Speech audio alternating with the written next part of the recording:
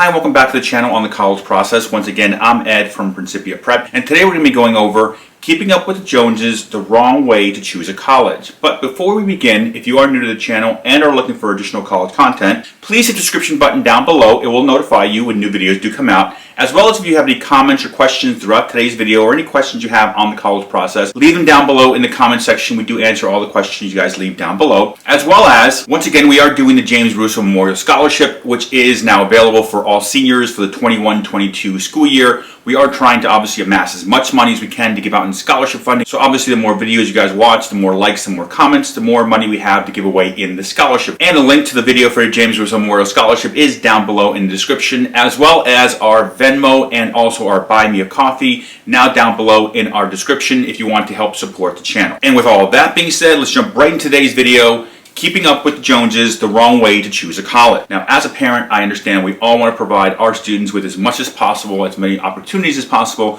in the world. And while that is true, when it comes to college, this is obviously a big investment no matter where your student is looking to go. So for me at least, college really is what you make of it. So acceptance is coming in for your family. You're probably wondering, does it make sense for us to send our student off to that more expensive college, a more name brand institution that a lot of people know of? Or does it make more sense for us to make a more financially prudent choice and go to a college that's not that expensive and will not put our student into a lot of college debt? And the way I look at it, being a college advisor for 24 years, so having a large sample size, I would say that in most cases, choosing the more expensive school usually does not make sense, because the more modest or the more affordable choice typically ends up being the better option from a financial point of view. And unfortunately, good, bad, or different, I do see students usually that do go for the higher, more expensive choice, unfortunately, end up with a lot more student loan debt that takes them decades to pay off. So in some cases, it does work out, but unfortunately, in many cases, it ends up being a financial disaster, unfortunately, for that student, especially when you have more affordable options available to you. And let me give you an example of what I'm talking about here. First, let's start talking about cost. Now here next to me, you see I have a list of the top 20 most expensive schools in the United States with the breakdown of their costs. And as you can see here for the 21-22 school year, these colleges obviously cost $75,000 and above. Some of these schools almost cost as much as $85,000. So for the senior parents watching now that are getting the acceptances coming in, what you need to realize is these colleges will all go up in price anywhere from 3 to 5%. So the reality is going to be that every one of these colleges is essentially going to be somewhere around $80,000 and above. Now, of course, these colleges, many of them provide large sums of need-based financial assistance. But let's say you've done all the financial aid forms, and let's say they come back to you and say you're not eligible for any financial assistance, or maybe you're eligible for a small percentage of financial aid assistance. Let's say instead of paying $85,000 a year, they're looking at you guys to pay $60,000 to $65,000 a year, just as a starting point. And with that in mind, let's look at the top 5 most expensive public universities out there as well that your student can maybe choose to go off to as an out-of-state student. And let's look at their costs as well. As you can see here from the top 5, these universities also in the same range of $60,000 to $65,000, everything included. And to give you a general idea of how these schools will end up also being $60,000 to $65,000, because you might be thinking, well, Ed, if we do the financial aid forms, maybe we'll get some money. Well, what I did for you was I did the net price calculator for these 5 guys right here, for these 5 institutions right here, indicating that we have a family that has $100,000 of income with only one student going to college. I indicated we have no assets, no checking, no savings, no retirement, no home, no business, nothing else other than we make $100,000.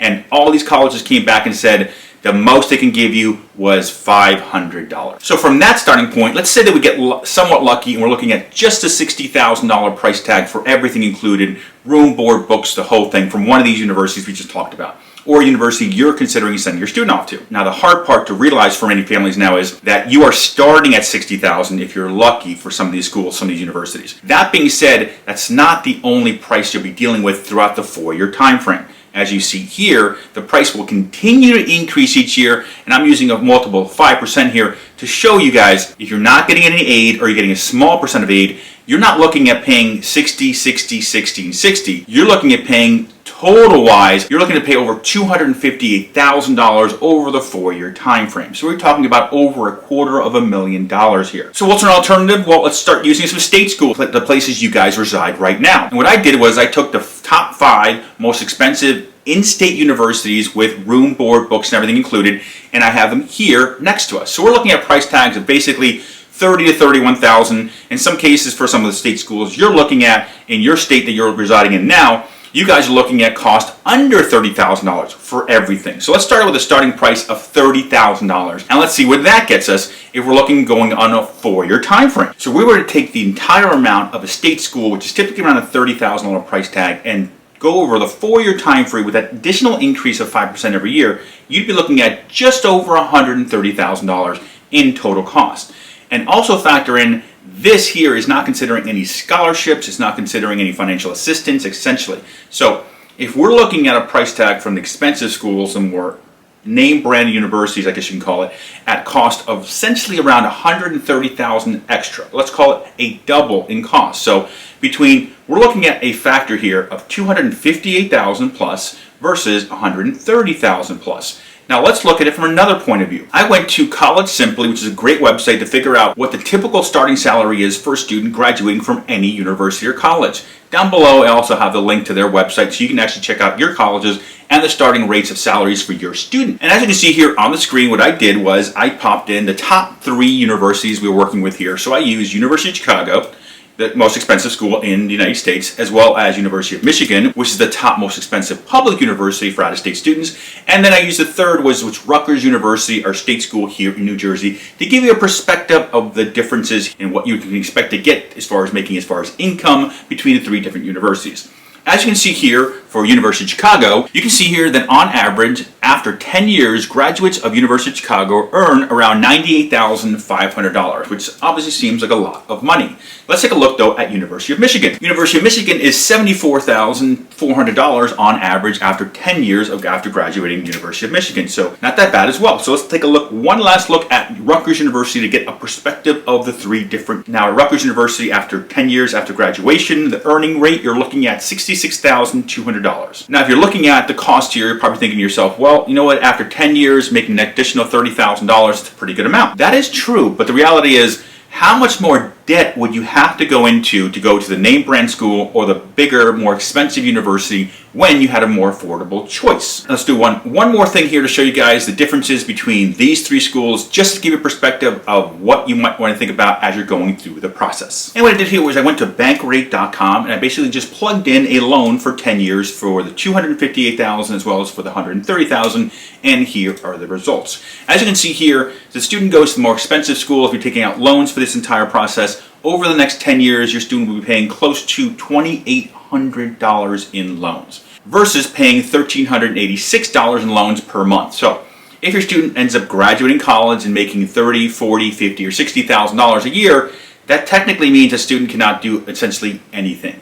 Because if that student is paying $2,800 a month, every month for the next 10 years. So even if you're making $60,000 a year, the reality is you have no spending money, you cannot move out, your life for essentially your entire year of your 20s is gone. Unfortunately, this is just the reality. If you look at it from the other perspective of the $1,386, you're looking at it over the course of the entire year. You guys are paying about $16,000 in total loan payments all year long for the next 10 years. So obviously there's a lot more wiggle room here. So just things to think about. If you are looking to go to the more expensive schools, in some cases, yes, it does provide a little bit more opportunities. But the reality is, as I always say in these videos, college is what you make of it. Your student can go to the lower costing school. The university provides a lot of scholarships, a lot of grants to you guys because they want to entice your student to go there. Minimize the cost and allow your student to do what they want to do throughout the rest of their life. The way I typically talk to students that want to go to higher level schools, as far as higher costing schools, when we know there's a better affordable option here on the sidelines, is I always tell the students the same thing. In your 20s is when you get to do everything you want in life. When you turn 21, the world is your oyster, let's call it, because you can do whatever you want. But that does not exist if you earn hundreds of thousands of dollars in debt. No one will let you buy a car. No one will let you rent an apartment. It's just the reality of the world. So if you want to, good, bad, or indifferent, it's up to the families. Everyone watching this, you all have your own decisions to make. But in my case, the way I look at it, I always look for the affordable option, especially if my student doesn't know what they want to do. And many of your students, good, bad, or indifferent, they don't know what they want to do. So think about it from that perspective. It's okay to choose the higher price in college. I'm not telling you not to do that. What I'm telling you to do is think about it. Are you willing to mortgage your entire 20s for 4 years, 8 months per year of having a good time at a university, because that is essentially your dream school? That being said, once again, if you are new to the channel and are looking for additional college content, please subscription button down below. It will notify you of new videos when they do come out. As well as, once again, we do have the James Russo Memorial Scholarship. In the description down below is the video to watch that, to basically give you guys some insight on how to apply for the scholarship. As well as, once again, in the description we also have our Venmo, as well as our Buy Me a Coffee links as well. We just added to the channel to help us keep moving the channel forward and provide you guys with college content. As well as, if you do enjoy today's video, please leave us a like. It does help the channel. As well as, on the screen is our contact information. If you have any questions, any concerns, please leave them down below in the comment section. Or if you need an appointment, if you need help with the financial aid forms or the college admissions process, on the screen is our email as well as our phone number here at the office. Easiest way to get a hold of us is either send us a text message, because that actually is my cell phone number, or send us an email, or if you want, shoot us a call. Other than that, I'm Ed Zamora from Principia Prep. Thank you for watching today's video.